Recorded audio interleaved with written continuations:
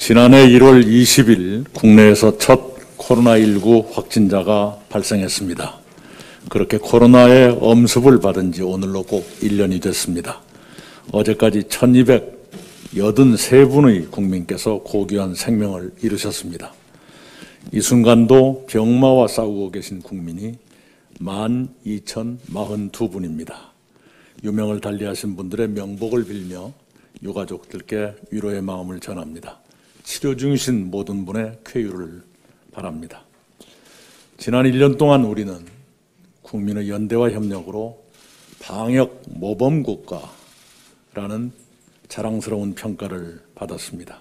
지금도 인구 10만 명당 확진자 수에서 우리는 OECD 회원 37개 국가 가운데 35위로 낮은 수준입니다. 최근에는 감염 재생산 지수가 0.79까지 떨어져서 세계에서 이례적으로 3차 유행을 잘 극복한 그런 나라에 속하고 있습니다. 경제 또한 우리는 선방했습니다. 지난해 우리의 경제 성장률은 OECD 회원국 가운데 1위를 기록하고 있습니다. 또한 GDP 규모에서 우리가 세계 10위에 올랐습니다. 이것 또한 노동자와 기업인을 비롯한 국민 여러분의 눈물과 땀의 결실입니다. 거듭거듭 감사드립니다. 그러나 우리는 코로나 위기를 겪으면서 여기저기서 불평등의 심화 같은 상처를 안고 있습니다. 이런 문제들을 해결해 가야만 코로나 이후 시대를 바람직한 미래로 만들 수가 있을 것입니다. 대통령께서 신년사에서 밝히신 바대로 올해는 회복과 포용과 도약의 해가 되어야 합니다. 코로나 상처를 회복하고 서로를 포용하면서 미래를 위한 도약을 시작해야 합니다. 회복은 예산과 재난지원 등이 주된 역할을 할 것입니다. 포용은 역시 예산과 정책, 복지시책, 그리고 우리가 새로 추진하고 있는 이익공유제가 기여해 주기를 바랍니다. 도약의 중심은 한국판 뉴딜 등 미래산업의 육성입니다.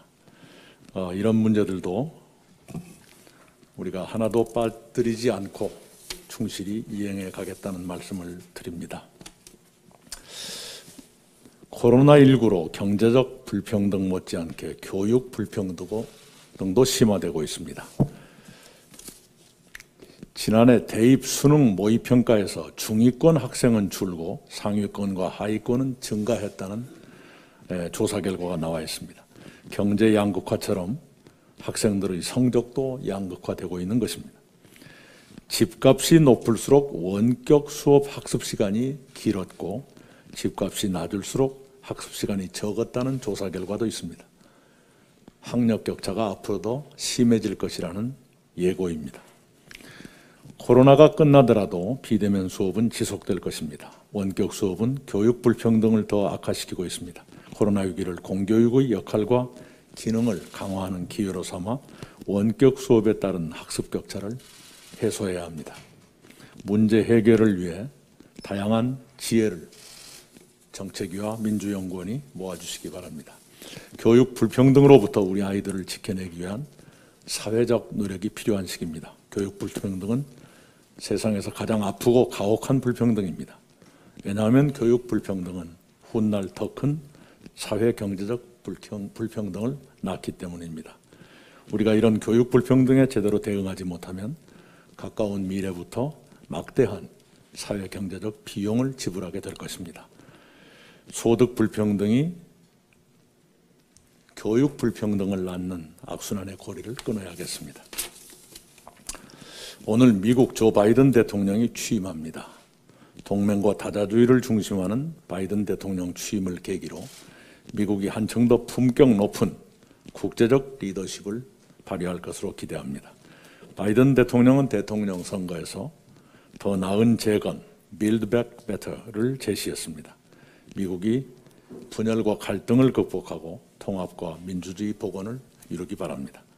한반도 문제는 남북한이 당사자이지만 동시에 주변국들의 도움이 절실한 과제입니다.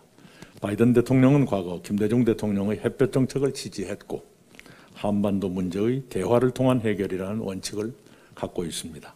우리는 바이든 정부와의 굳건한 신뢰와 소통을 바탕으로 한반도 평화 프로세스를 발전시키고 그 과정에서 한국의 역할을 확대하기 바랍니다. 싱가포르 북미 공동선언을 출발점으로 해서 한반도 평화체제와 비핵화가 진전되기를 기원합니다. 그렇게 되도록 미국도 북한도 지혜로운 결단을 해주기를 바랍니다. 이상입니다.